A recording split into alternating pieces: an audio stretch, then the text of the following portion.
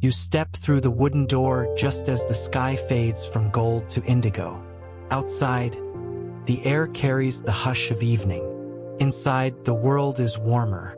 The scent of beeswax and lavender welcomes you first.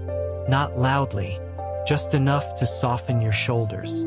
Then you notice the glow.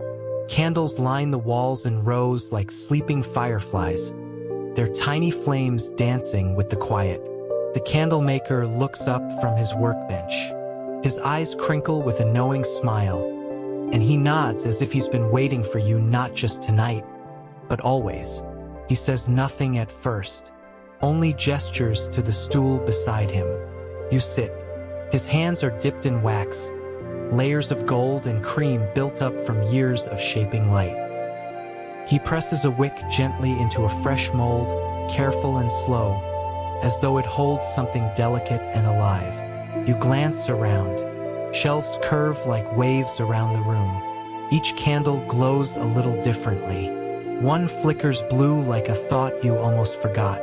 Another burns steady and low, like a memory you haven't touched in years. They remember, he says softly. You turn to him, unsure if he's speaking to you or the room. These flames, he continues, are made of time. You let that idea rest inside your mind. Time wrapped in wax, memory hidden in light. He pours melted wax from a copper pot. The liquid moves like honey, like thought. It doesn't rush. It doesn't need to. It finds its shape slowly, deliberately, settling into a place it always seemed to know. Most people think candles are just for light, he murmurs. But they're much more. They carry presence. And presence, my friend, is where your brain finds rest. He explains in his quiet voice that your brain is always recording, always noticing. Even when you think you're still, it is making sense of shadows and sounds and fragments of the day. Like wax catching the imprint of a mold, he says, tapping the cooling candle beside him. You imagine your thoughts as wax too soft and impressionable in moments of attention, hardening into memory when the moment passes. Some thoughts become smooth and whole. Others are crooked, melted, partial. But they all become part of you. He speaks again, slow and even. The mind doesn't need to chase every flicker. It only needs stillness to see its own flame. His words settle over you like warm dusk. You realize how long you've been holding tension, clenching thoughts like fists. Now slowly you let them open. Let them breathe. The candle maker pulls a candle from a high shelf. It is deep violet, almost black. He lights it, and the flame rises slowly, as if stretching awake. This one, he says, was made during a thunderstorm. The power went out and I had to pour by instinct, not sight. Feel, not logic.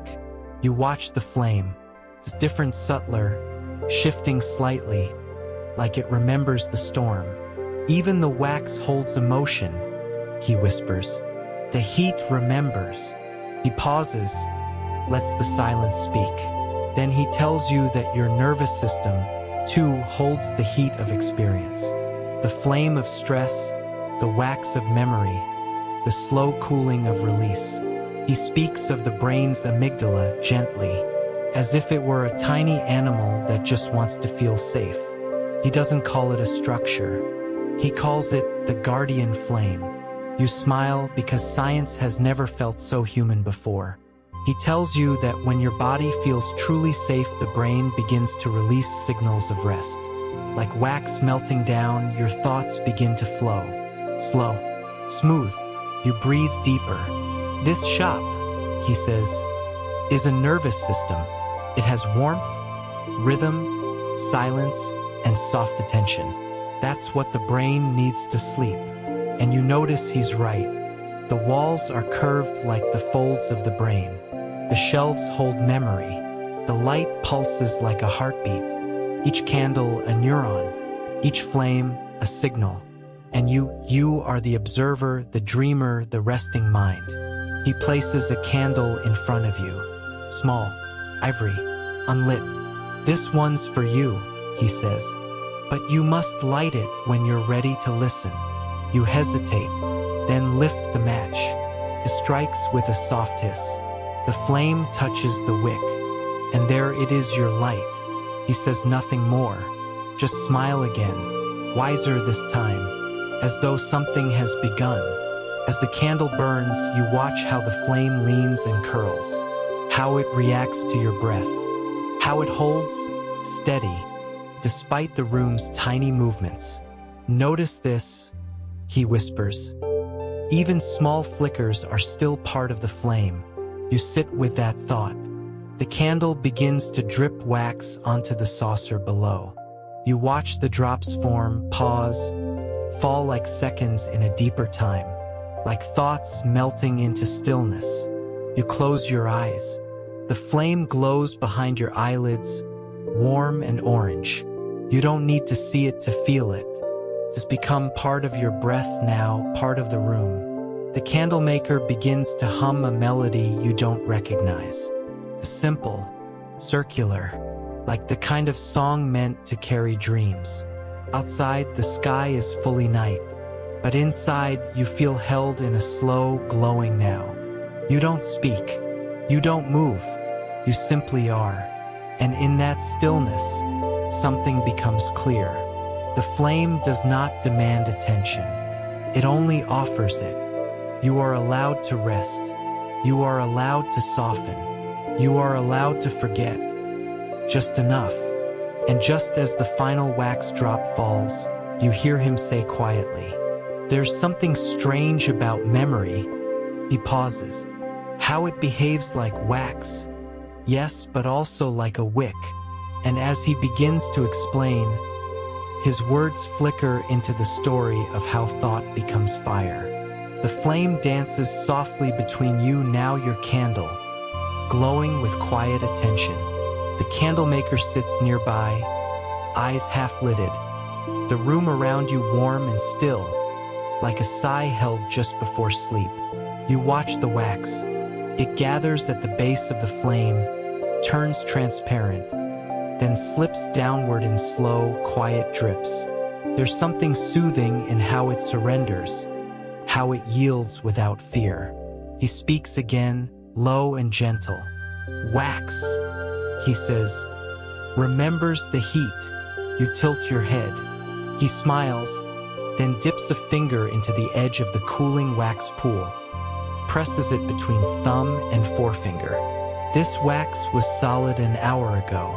Now it holds the shape of warmth. He wipes his hands clean and looks at you, as if measuring the distance between metaphor and science. "Your brain is a kind of wax," he says. "Soft when you're learning, warm when you're feeling, and cool when you need to remember." He tells you about neuroplasticity not with diagrams or hard terms, but with candle molds and softened wax. The way your mind reshapes itself in moments of attention. How thoughts leave imprints. How experiences carve gentle valleys into your inner world. When you feel something deeply, he says, you melt a little. And when you cool, the memory holds its shape. You imagine your thoughts drifting through a warm inner chamber, landing like droplets of wax on unseen shelves. Some cool quickly, others take their time. He taps the candle you lit. But it's not just the wax, he says. It's also the wick. He lifts a new candle from the bench and carefully trims the wick at its top. The wick carries the flame. It holds the heat, but also conducts it. He sets it down and draws with his finger along the candle's spine. Just like your neurons. You nod slowly, feeling the analogy settle in your chest. He explains gently that neurons are the thin, branching pathways that carry thoughts across your mind. That they light up when you recall, when you imagine, when you rest. That they don't burn like flames, but pulse like tiny electric flickers. That each flicker is a part of your story. The wick doesn't decide what to burn, he whispers. It only carries what the flame gives it. You sit with that for a moment. There's a comfort in knowing your thoughts are not random. They follow paths, trails laid down by heat and habit and feeling. The mind does not wander without pattern. Even in dreams, it is lighting old wicks, rekindling soft fires. He leans back in his chair and stares into the ceiling. The thing most people forget, he says, is that wax hardens again. The shape it takes becomes memory. That's why it matters what heat we hold. He tells you how the hippocampus, deep inside your brain, stores and organizes experience. But he doesn't call it that.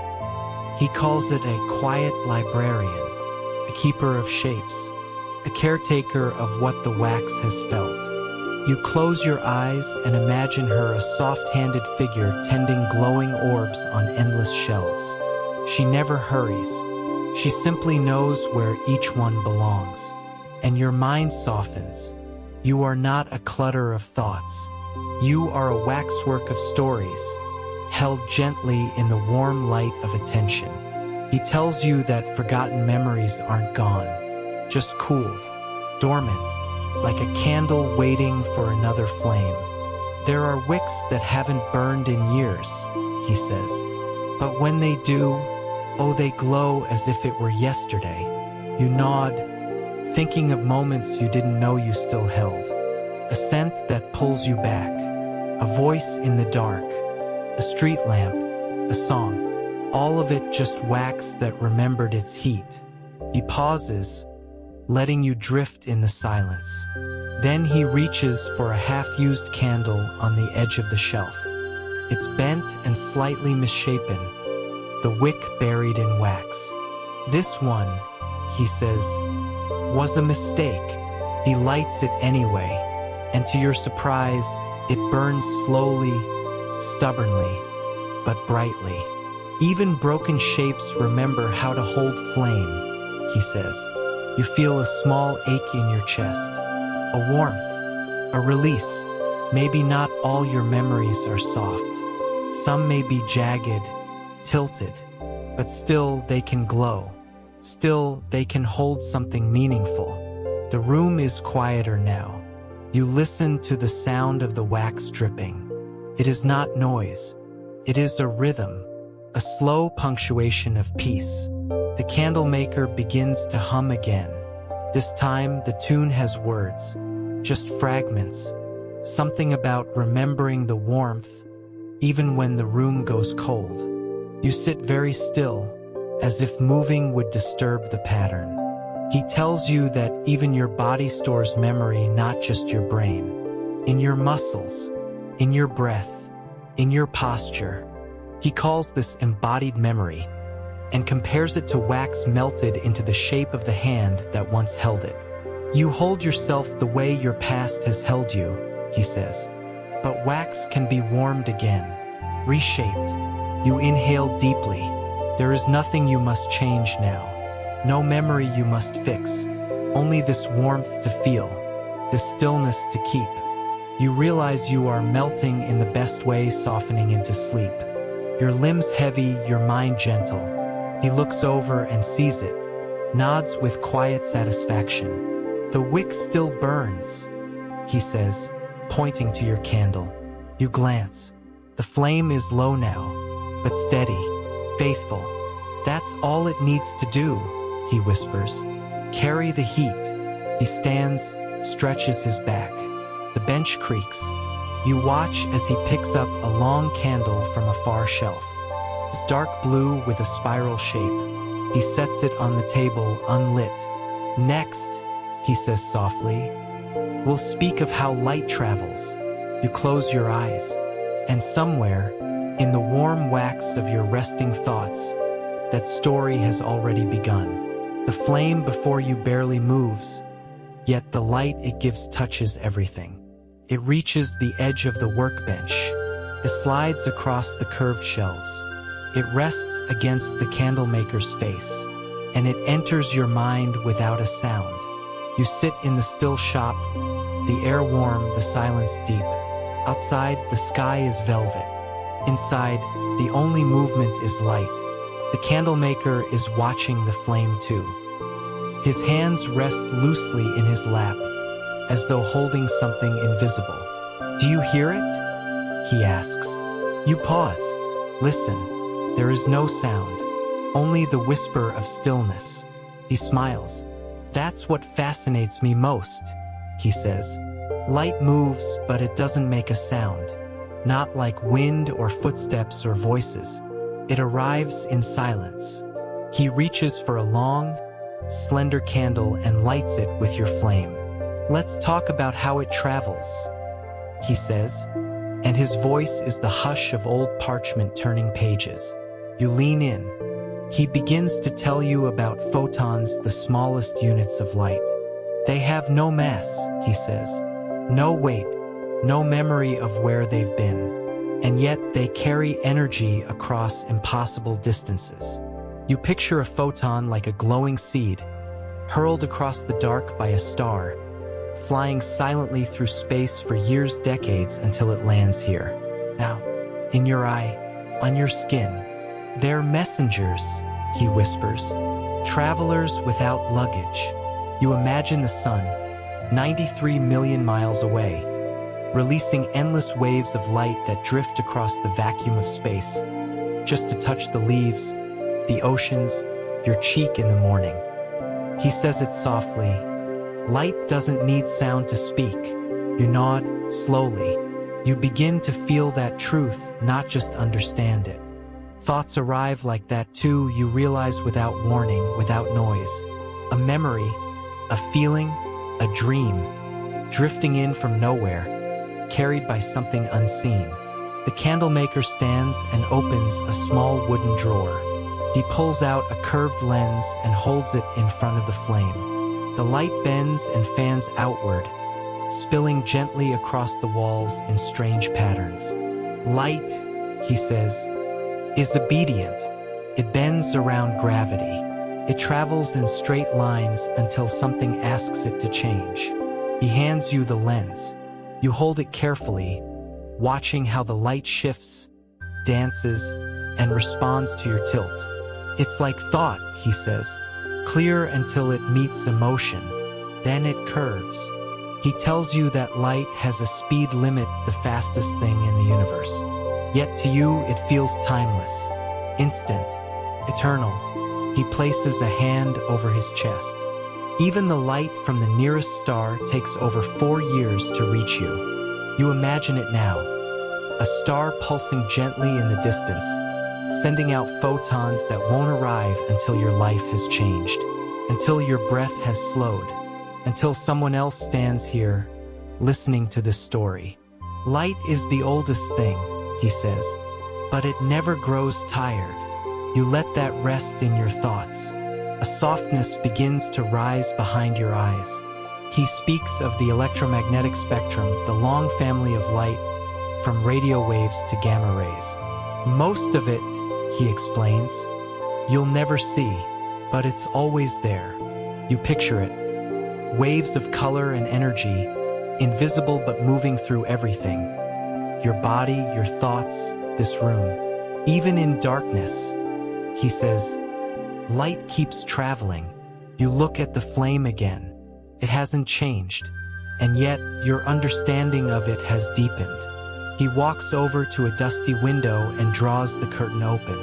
Moonlight spills in pale silver, soft. "This," he says, "is borrowed light." The moon doesn't make her own glow. She reflects the sun.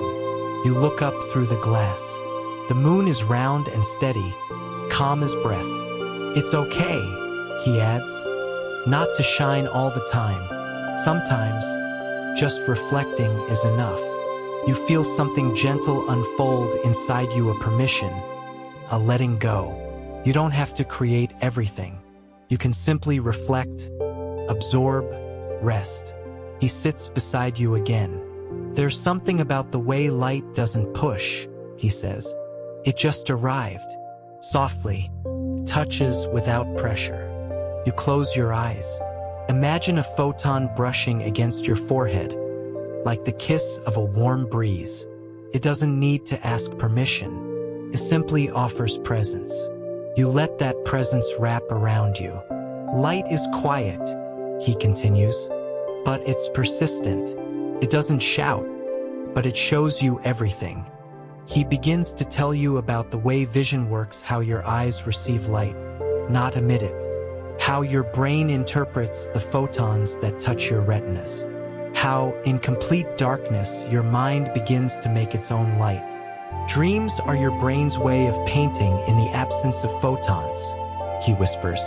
You smile at that. Dreams as light remembered. He leans back and closes his eyes too. Some of the light you see tonight, he says softly, left its source before you were born.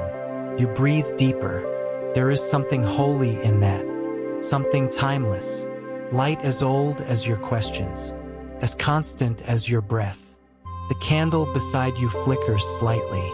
A soft wave of warmth travels outward.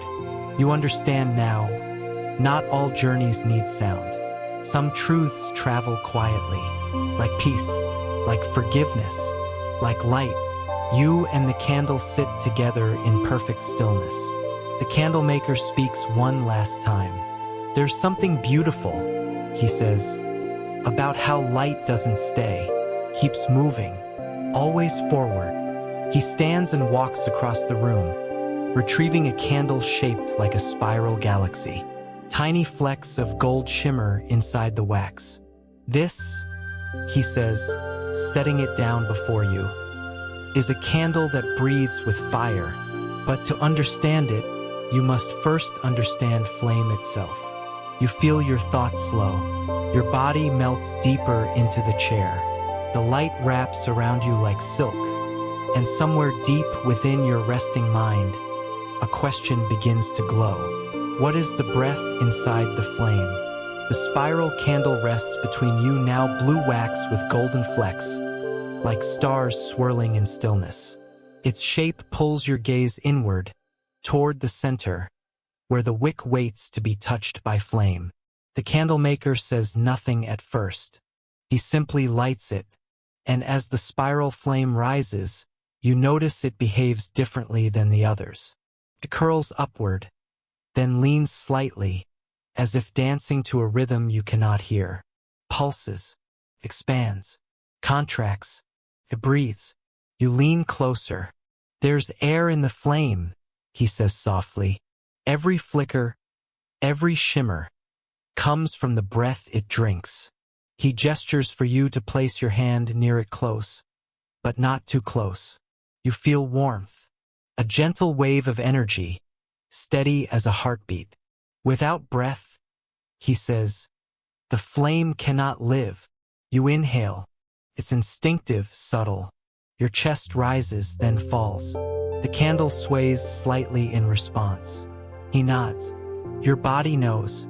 It always knows. He begins to explain, but not like a teacher. More like a storyteller who trusts you to feel your way through science. He tells you about oxygen, how it feeds the fire, how it enters through unseen spaces and meets the wax vapor rising up the wick. You close your eyes, picturing this gentle exchange. The wax turning to vapor, invisible and warm, rising upward into the arms of waiting oxygen and their combustion. A spark of light, a quiet agreement. Combustion, he says, is a conversation. You smile. You've never thought of fire as kind before. He continues, every flicker is a breath taken and given. The wax gives vapor. The air gives oxygen. The flame returns light. You watch it happen, over and over. The spiral flame breathing silently, endlessly. He speaks of chemistry now, carefully and calmly. You see, your candle burns through a process of oxidation. Heat melts wax. Wax becomes vapor. The vapor meets oxygen. The molecules break, then bond. And in that moment, energy is released. You listen not with logic, but with presence. It makes sense in a quiet way, like poetry written in molecules. He walks slowly to a nearby shelf and returns with a slender brass bell. He places it over the spiral flame. In seconds, the flame falters, wavers, dies. You feel its absence like a soft sigh leaving the room. No breath, he says simply. No fire. You sit still, letting the quiet settle around you. The analogy is clear. The candle needs air. So do you. You become aware of your own breathing again. Inhale, exhale, a rhythm that carries you like waves. Breathing is not just survival, he says. It's fuel for clarity, for stillness, for inner light. You close your eyes. He speaks again, but now of your body, not the candles. He tells you how every cell in your body needs oxygen to create energy, of how mitochondria, tiny engines inside each cell, take in oxygen and food and release something vital. ATP, the soft power that lets your heart beat, your thoughts form, your breath continues. Your cells, he says, are full of tiny fires, gentle ones, slow burning, sustained. You picture this now not as diagrams, but as living flames. Thousands of flickers inside you, each one warm and necessary, each one taking breath and turning it into life. You, he says, are a constellation of quiet combustion. The thought comforts you, makes you feel luminous inside. He moves the bell and relights the spiral flame. This time it rises more eagerly, as if it too missed the breath. Do you know why the flame always reaches upward? He asks. You shake your head.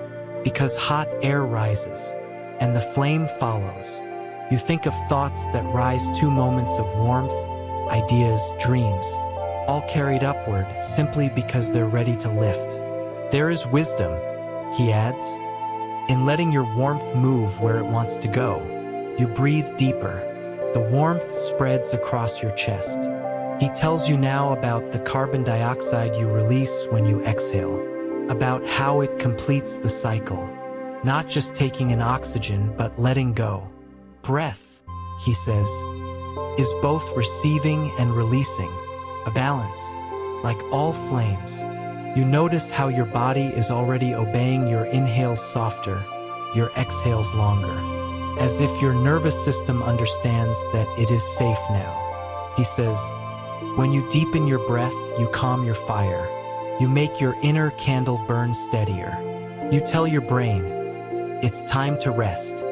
You nod. The edges of the room are softer now, blurred by relaxation. Stress, he continues, is like wind. It makes your flame jitter. Breathe slow, and you become the glass around the flame. You sit very still, feeling protected, contained, like the light inside you has shelter. Even when the world moves, he whispers, your flame doesn't have to. The candle before you sways gently, but it doesn't go out. He reaches for a book leather-bound, dusty. Inside, pressed between the pages, is a drawing of the respiratory system. Lungs shaped like tree branches, bronchi like roots. You breathe like a forest, he says. With every breath you bring in the sky and let out warmth. You touch your chest, feeling the rise and fall. Inhale, exhale, flame, stillness. You close your eyes again, resting in the rhythm. When you open them, he's already preparing another candle. This one is unlit. Its wax is pitch black. Its wick is buried deep. He places it gently on the table. This one, he says, is a candle that begins in darkness. You raise your eyes to meet his. He smiles, not with mystery, but with reverence. Next, he whispers, you'll see how light begins where nothing once was, and you wonder, even as your thoughts begin to float, what lives before the flame is born. The black candle sits in silence between you, its wick untouched, its wax cold. The room feels heavier now, not unpleasant, just deeper. as if time itself is resting alongside you. The candlemaker doesn't speak right away. He closes the book from the last chapter and turns the spiral candle out. The shop dims until only a hush remains. You breathe in slowly. The dark isn't frightening here. It's soft, total, whole. After a while, he says quietly, "There was a time before light." You glance at the black candle. He nods. Before stars, before suns, before fire, there was only darkness. A quiet so vast it had no edge. A silence so full it carried the weight of everything still to come. He pauses, letting that truth settle like dust in the air. In the beginning, he says, the universe was warm, but dark. No stars had formed. No flame yet danced. You close your eyes and imagine it not empty, but waiting. The whole cosmos curled in potential. He begins to explain, slowly, like unrolling a blanket. The early universe, he whispers, was full of energy, but not light as we know it. The atoms hadn't settled. Matter was a blur. There were no places for photons to travel freely. It was dense, opaque. You picture it. A thick stillness, heat held tightly, light trapped inside confusion. But over time, he continues, things cooled. Atoms formed, hydrogen and helium mostly, and then gravity began its quiet work. He lifts the black candle and holds it gently in both hands. In that darkness, clouds of gas began to gather, slowly, patiently, collapsing inward, drawn by invisible threads.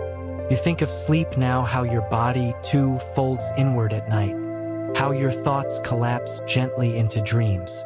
When the pressure grew strong enough, he says, something happened. The first stars ignited, and in your mind, you see it, a burst of light from the blackest silence, a bloom of gold in infinite darkness. He lights the candle. The flame is small at first, but it glows with quiet power. Darkness, he says, did not end. It gave birth. You watch the light steady itself. It flickers once, then holds. He sets the candle down. So often we fear the dark, he says. But without it, there would be no stars, no contrast, no meaning to the flame. He walks slowly around the shop, lighting one candle at a time with the black wick's flame. The room begins to bloom again, amber, ivory, rose gold light filling the shelves. As he works, he tells you more about cosmic background radiation, the whisper of that first light, still echoing in the universe. We can't see it, he says, but we hear it, a low hum of the past. You find that comforting, that something so old still lingers, gently, behind everything. He stops at a tall candle with a twisted wick and lights it carefully. Darkness, he says, is not the enemy of light. It is its teacher, its frame, its story. You look around now, and you see clearly the shadows on the walls, the spaces between the flames, the places where light rests. Every beam of light needs darkness to be seen, he says, and every idea needs silence to rise. You feel this, deep in your breath, in the stillness of your bones. He tells you how, even now, most of the universe remains dark. Those stars are rare, scattered islands in a sea of night. That black space isn't nothing. It's where everything waits, where gravity holds, where potential lives. Sleep, he says, is a kind of darkness, not absence, but preparation. You smile faintly. The analogy is gentle and true. The candlemaker sits again beside you, hands folded in his lap. He says nothing for a long while. And then, do you know how candles tell time? You turn your head, curious. He smiles gently. They don't tick. They don't count. They only change, melt, shift. He lifts a small glass saucer from the shelf. In it is a puddle of hardened wax, spiraled like a shell. This was once tall and bright, he says. Now it's quiet and still, but it remembers the burn. You touch the edge of the glass. Cool now. Smooth. Maybe, he says, time is not a line. Maybe it's a soft unraveling, a spiral, a drift. You let the thought rest in your mind. The candle beside you flickers slightly. A slow drop of wax rolls down its side. You watch it descend thick, reluctant, inevitable, and then it falls. He speaks one final time tonight. There is something about time, he says, that doesn't need to be counted. He rises and walks to the far end of the shop. There, on a pedestal, stands a tall white candle unlit, untouched. When we speak next, he calls softly, we'll let the candle show us how time moves without a single sound. And in the quiet, just before sleep begins to pull at you, one thought glows. What if time is not kept, but felt? The white candle stands alone, tall and unlit. You watch as the candlemaker kneels beside it. His hands move slowly, no rush, no hurry, as if he's syncing with the very rhythm he's about to reveal. He lights the wick. At first, there is only a quiet hiss, a soft flutter. Then the flame blooms, steady, bright, focused. This candle, he says, will not tell you what time it is, but it will show you how time feels. You sit a little closer. The wax around the wick begins to warm, softens, then shimmers. The room is silent except for the subtle crackle of the flame. People often ask what time is, he says gently. Some think of clocks ticking steadily. Others think of calendars or schedules or deadlines. But time isn't in the numbers. It's in the way things change. You look closely at the candle. It's barely different from a moment ago, but not the same either. There's a shallow pool forming around the flame, wax turning from solid to liquid drop by drop. You see, he says, we've been taught to think of time as something outside of us, but it lives inside too, in your breath, in your heartbeat. In this way, your thoughts slow at night. You feel your own breath now, slower than before. Thicker somehow, like honey instead of wind. Before there were clocks, he continues, people measured time by what they saw, the shadow of a tree, the melting of ice, the dimming of light. He gestures toward the candle. Right now, this flame is measuring time by transforming it. You lean in. Each tiny drop of melted wax tells you, a moment passed. Not counted, but felt. The candlemaker places a small dish beneath the base of the candle. The wax begins to drip into it. One drop, he says, then another, then another. The rhythm isn't exact. It isn't mechanical, but it's true. You realize, this is how time feels when it's unforced. Not a machine, but a movement. He sits beside you now, knees bent, back straight but relaxed. Think of how time feels when you're in love, he says softly, or when you're waiting, or dreaming. You nod. Sometimes an hour feels like a blink. Sometimes a minute stretches like an ocean. The wax pools slowly in the dish. No rush, no panic, just the gentle surrender of form. He tells you of circadian rhythms, how your body runs on an inner clock, not set by numbers, but by sunlight and darkness, food and rest. It's called your biological timekeeper, he says. It lives in your brain near the center. It listens to light and silence. You like that image, a quiet listener tucked in your mind, noticing every dawn and dusk. It's why we sleep better at night, he says. Why our thoughts slow down in darkness. Why morning can feel like a beginning, and evening like a letting go.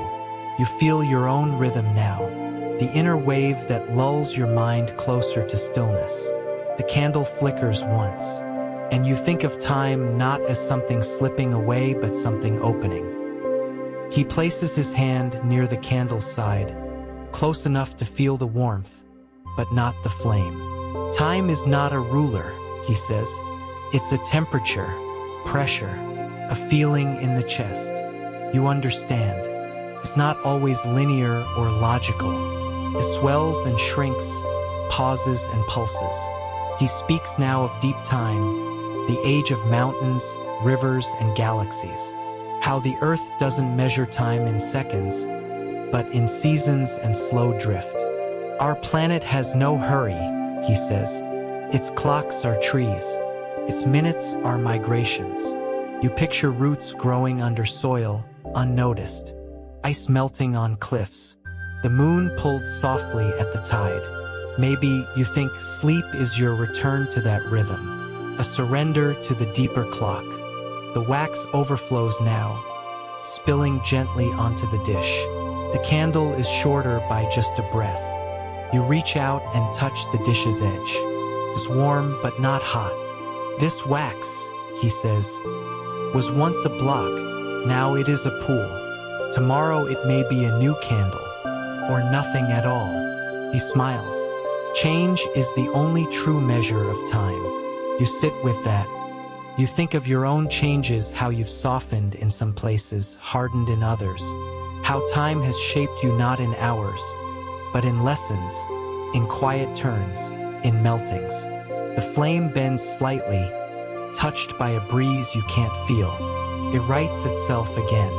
Time, you think, is balanced, a dance between loss and creation. The candlemaker lifts a small mirror and holds it behind the flame. Light reflects gently onto the ceiling, dancing like waves. This is how time echoes, he says. One moment creating reflections long after it passes. You watch the golden shimmer move across the ceiling. Fades, then returns, then fades again. He lowers the mirror.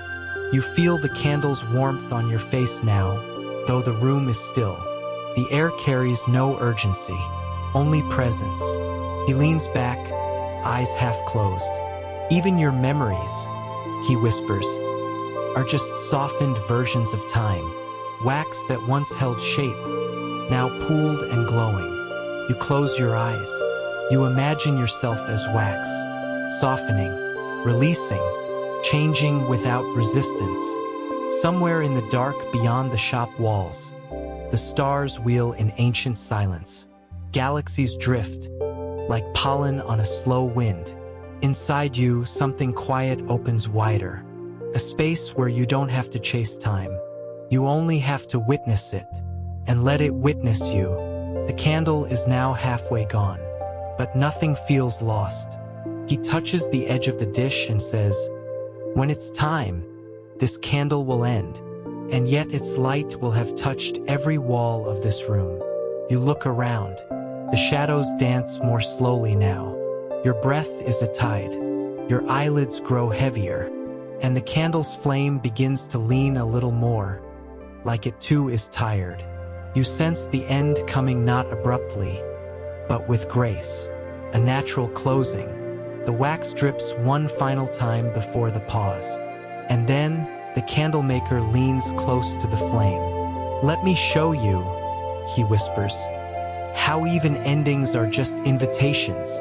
He doesn't finish the sentence.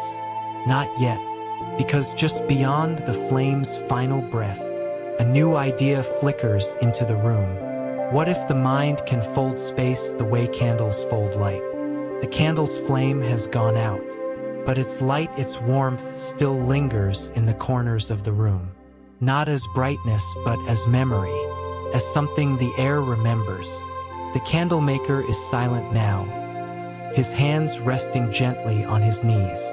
You sit beside him in that darkness, and strangely, it feels like light. He turns to you, not with urgency, but with a softness that matches the silence. "What if space isn't what we think it is?" he begins, voice low. What if it isn't empty at all? You wait. Close your eyes, he says. Not to sleep, but to see. So you do. And in the dark behind your eyelids, space begins to change. Not wide and cold, but close and soft. Like fabric, a living thing. He speaks again, and his voice seems to come from every direction. Your mind, it doesn't just observe space. It folds it. The words hang there. Then gently they settle into you. You imagine a sheet of silk floating in the air. Your thoughts, soft, slow, begin to press into it. Not sharply, but with curiosity. The fabric responds. It bends, curls, folds, and in the folds, new shapes appear. The candle maker continues. Physicists once believed that space was flat, endless, simple, but now we know that gravity bends it. Like a heavy marble on a blanket. You see it in your mind. A star pressing into the black fabric of space. The fabric dips, stretches, curves. And your brain, he says, responds to those curves. It doesn't move through space, it moves with it. You breathe slowly. You feel as if your breath itself is folding the air.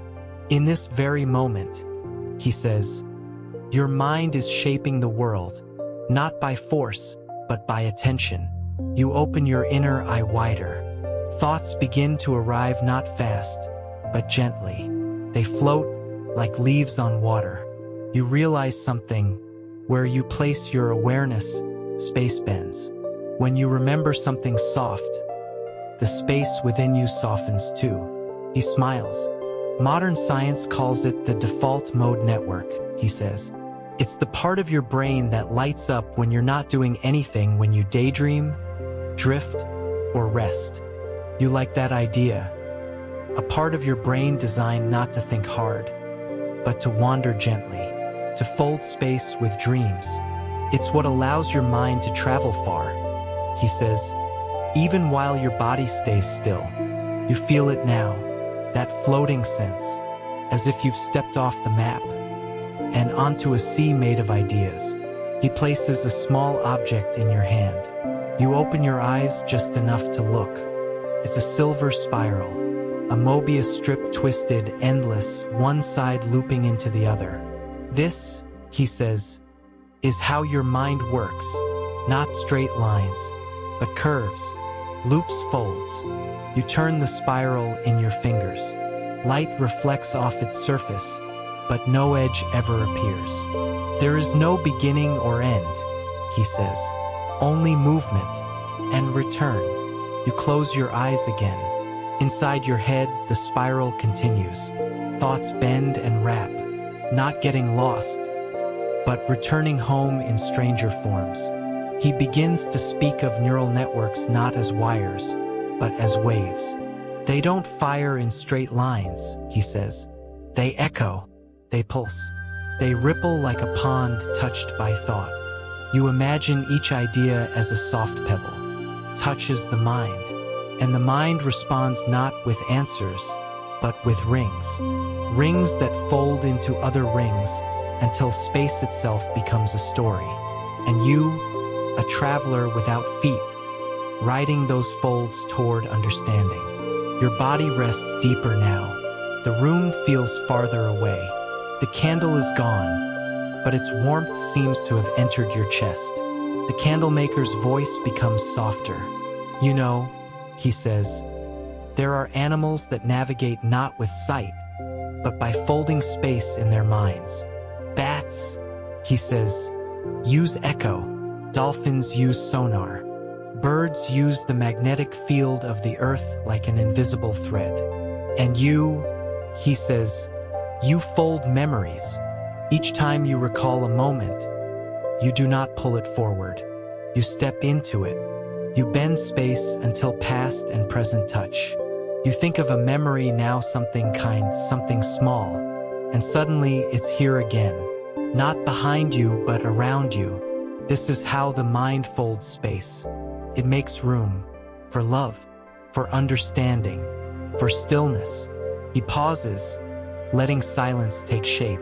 Then, gently, "Have you ever noticed?" he says, "how time seems to vanish when you're fully present?" You nod, because the mind folds space to meet itself, to become one place, one moment, one breath. He holds up the silver spiral again, catches a sliver of starlight from the window. "That's why deep rest feels like floating," he says, "because your thoughts stop traveling in lines and start curling inward.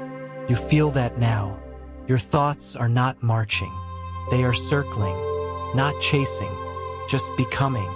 He tells you of a theory in physics, the idea that gravity itself may be an illusion born from how information is folded in space. Sounds strange, but also beautiful. That is what holds the stars in orbit. Maybe the same thing that holds you here now. Awareness, the simple act of being. You begin to drift, mind folding into itself. The shop fades. The candlemaker is a whisper, and yet your presence remains. Your body is still, but your mind swims, not in thoughts but in shapes, in warmth, in folds.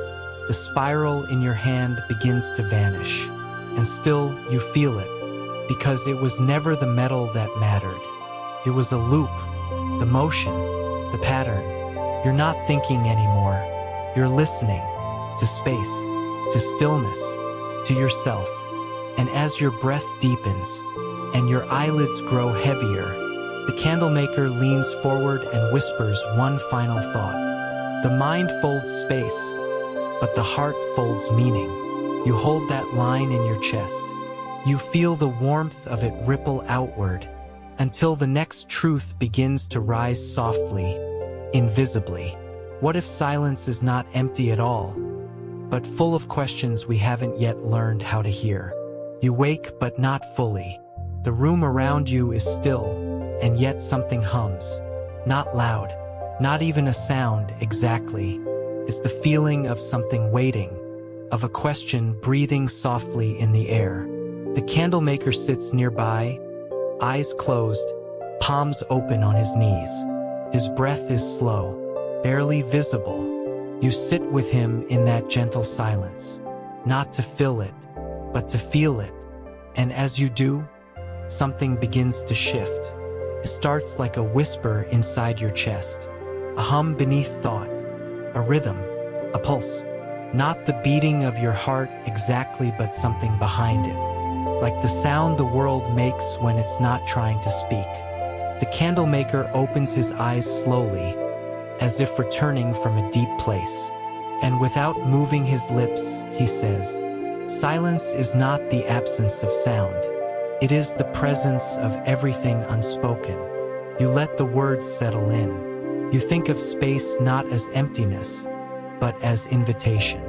The quiet around you begins to glow in a new way. You remember the folds of the last chapter, the way space responds to attention. Now you feel that silence does too, not by echoing back, but by receiving, by holding. He lifts a bowl from the floor round, smooth, made of bronze. With one finger, he runs its edge in a circle. Tone rises, low, clear, endless. It does not disturb the silence. It reveals it. You listen, eyes closed. The sound feels not like it's entering your ears, but like it's blooming inside your body. He stops. The tone fades, but something inside you keeps ringing. Your brain, he says softly, is always listening, even when you're asleep. You feel it, that gentle readiness in your skull, that open sense. It listens not just to voices or music, he says, but to patterns, to rhythms, to space. He tells you that neurons don't fire randomly. They pulse in synchrony, waves, like sound. Your thoughts, he says, have tempo, your mood's melody, your attention harmony, and in deep stillness, they tune themselves. You rest deeper into the cushion beneath you, as if your body is becoming part of the floor, of the shop, of the earth. He leans forward now, voice slower than before. "Have you heard of brainwaves?" he asks. You nod faintly. "There are many," he says, "each like a different song, each tuned to a different state of being." He names them gently: delta, theta, alpha, beta, gamma. Delta, he says, is the slowest. It lives in deep sleep, feels like the earth is breathing, one breath every few seconds. You imagine that, the earth asleep, its dreams rolling in mountains and clouds. Theta is a little faster, he continues. It's where you are now, between sleep and waking, between sound and silence. You feel it in your bones, a gentle hum behind your eyelids, a sense of soft motion without direction. He touches your wrist lightly. "Alpha," he whispers. "Alpha is the rhythm of peace, the brain's resting song." And suddenly you sense it, how your whole body seems to slow to a line, like a river smoothing out its own waves. You realize your thoughts aren't gone. They've just gotten quieter, like guests settling into cushions. He doesn't speak of beta or gamma not now. They belong to busy days. This moment is for slowness, for sound that is barely sound, for the body as an instrument of stillness. He hands you the bronze bowl, invites you to try. You press your finger gently to its edge, circle once. The tone begins again, and now, with your hands creating it, you feel the vibration rise through your skin. It enters you, fills the room, but nothing is pushed away. No part of the silence resists. It welcomes the sound the way a lake welcomes a falling leaf. He smiles. You see, stillness is not silence. Stillness is listening. You repeat the tone once more, then let the bowl rest. And again, the hum remains, a phantom sound, a reminder. He tells you of a study, gentle, careful work done by neuroscientists, how silence can activate the brain in deep and nourishing ways, how even 2 minutes of stillness can increase creativity, lower stress, strengthen memory. You are not surprised. Your own body feels different already, not just relaxed but more awake. Not in the buzzing sense, in the aware sense. The candle maker closes his eyes again. He begins to hum softly, low, a tone that doesn't carry far, but vibrates through the floor. And slowly, something in you begins to match it, not by choice, but by resonance. You are becoming the sound, not the hum itself, but the space around it. You understand now. The silence in this chapter is not something to wait through. It is something to become. Your breath grows deeper, longer. It becomes part of the rhythm. Your pulse softens in your throat. The drum of your body slows. The sound of the bronze bowl still floats in the air, not in the ear, but in the chest. And somewhere beneath your ribs, this quiet is not empty. It is the sound of all things resting together. Your thoughts, your breath, the stardust of your cells, all part of the same slow music.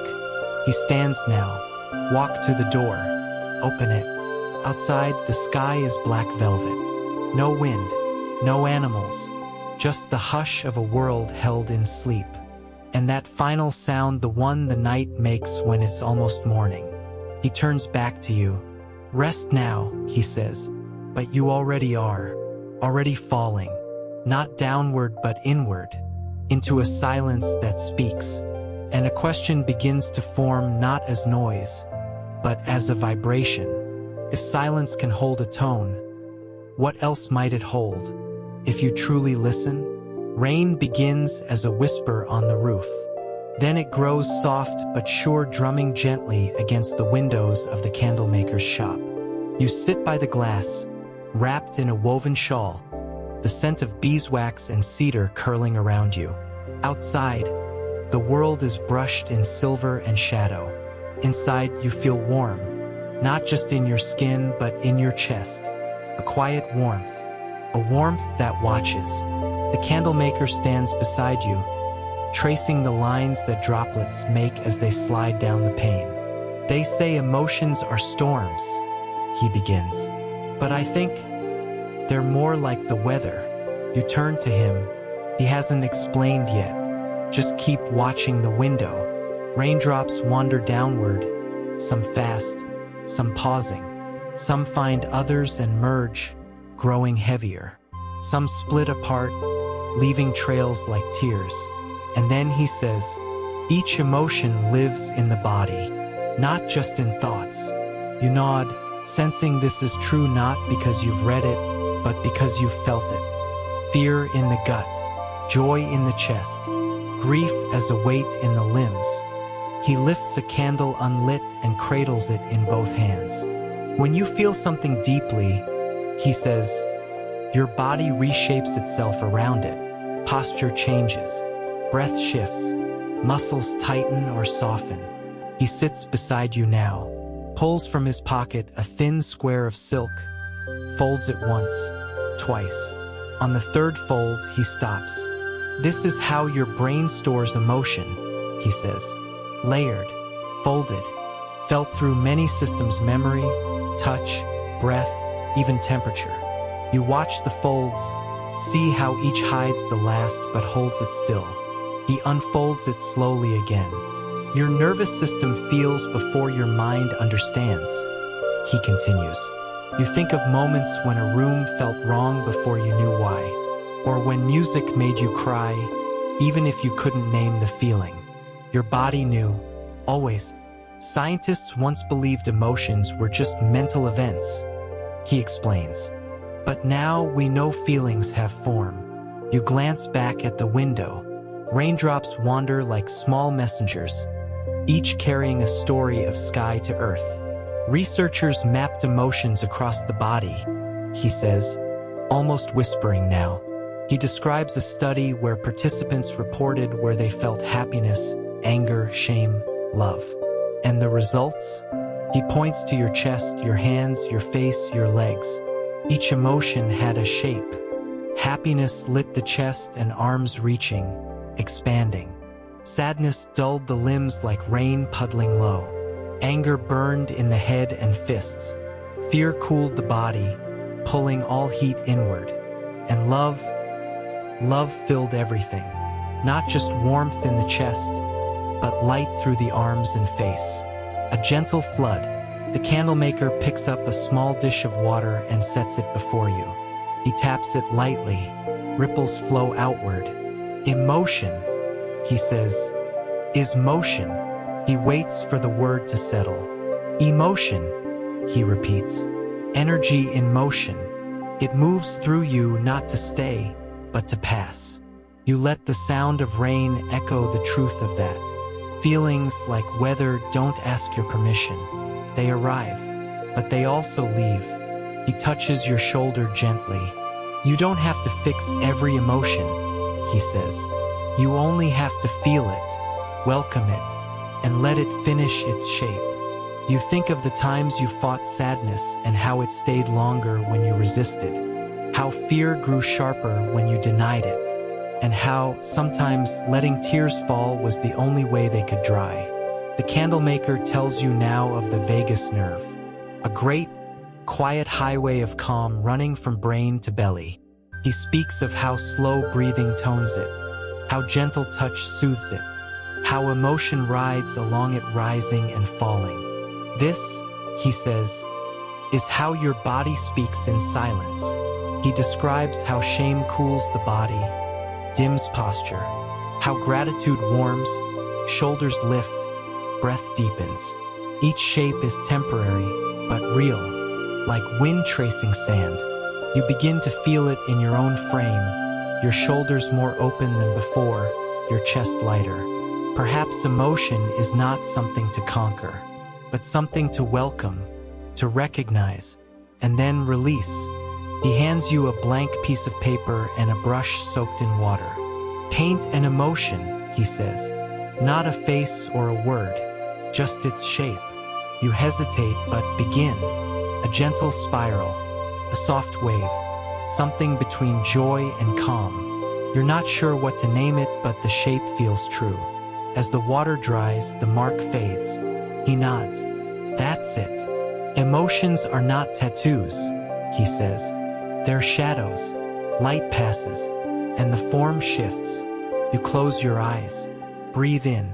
Your chest expands. Breathe out. Your body softens. And in that rhythm, emotion becomes less like a storm and more like a tide. Still strong, but not violent. Predictable, even. Comforting. Outside, the rain slows. Each drop now has its own punctuation mark. A slowing heartbeat. The window fogs faintly with your breath. The candlemaker leans in, quiet again. And then, just before silence returns, tomorrow, he says, we'll speak of memory not as something behind you, but something you carry in the present. You let that settle. Memory, you wonder, what shape does memory have? The door creaks softly. The candlemaker leads you down a short hallway, barefoot on warm wooden floors. There is a hush here deeper than silence. At the end of the hallway, a door of frosted glass, glowing from within. He opens it, and the light greets you like a breath. It is not bright, not harsh, just gentle amber, as if the air itself remembers warmth. Books line the shelves, hundreds, perhaps thousands. But this is no ordinary library. The books seem to hum softly. Some pulse faintly, like resting heartbeats. Others glow more brightly when the candlemaker nears. You step inside, and the light follows you. This, he says, is the library of light. He lifts one book from the shelf. Its cover shifts in color as he holds it, reflecting not ink, but feeling. This book, he says, is a memory. You reach out and take it. It's warm, not from heat but from presence. Inside, there are no words, only images, textures, scent, sound, touch woven together. The memory is not something you read. It's something you re-enter. He smiles.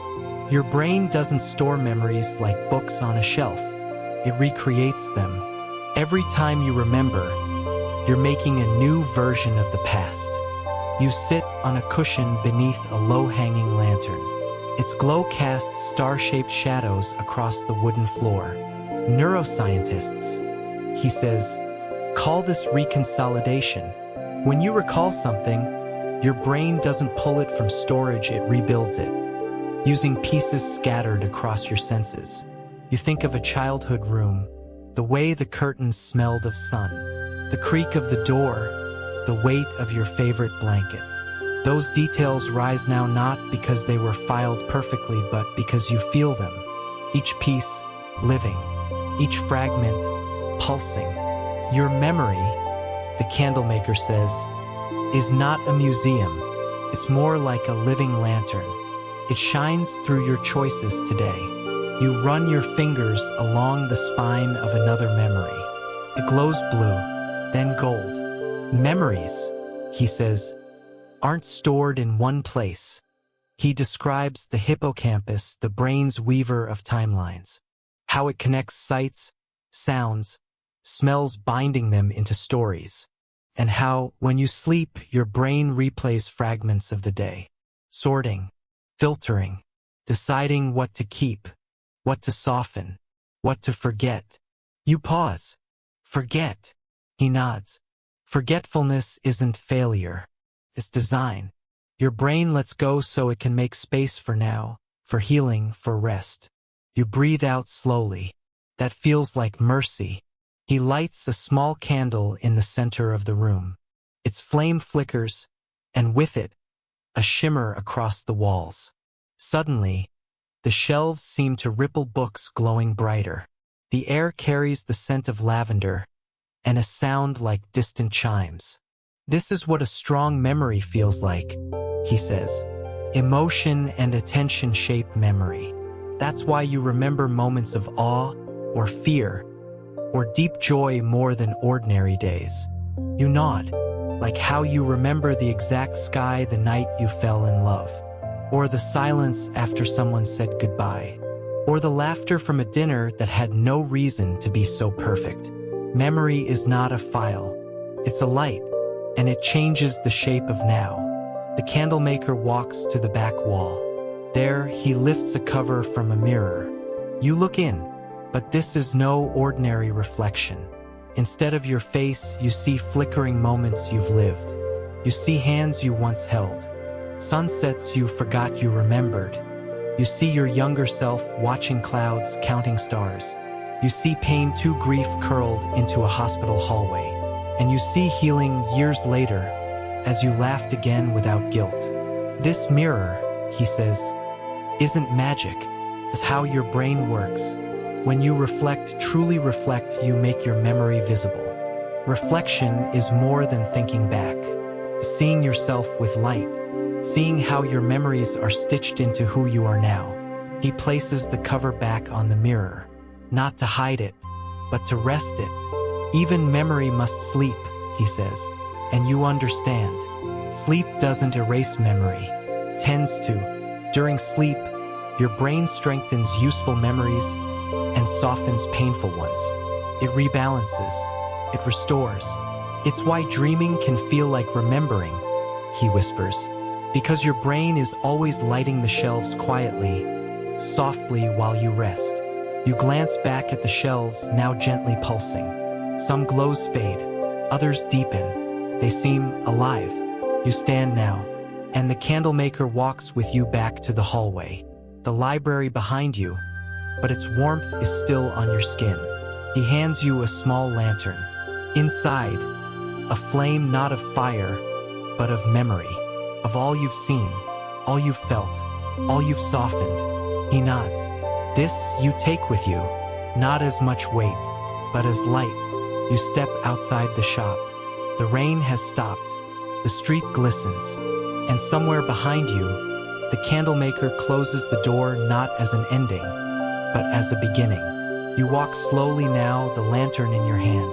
And ahead of you, something new begins to glow. Something unknown, but soft and full of promise. So now you rest. Not at the end of a story, but at the soft edge of something still unfolding. You've wandered through flame-lit shops, silent forests of thought, and starlit libraries within your own mind. You've listened to your body breathe in patterns older than time. You've watched memories shift like tides, emotions quiet like snow, and neurons bloom like spring fields. And now your thoughts dim like lanterns at dusk, not extinguished, only softened. Your brain, the quiet gardener, begins its nightly tending, weaving memory, balancing emotion, repairing what the day unspooled. You are not alone in the dark. You carry your own candle now lit from within. Sleep then. Let the story you've lived settle into the soil of your being.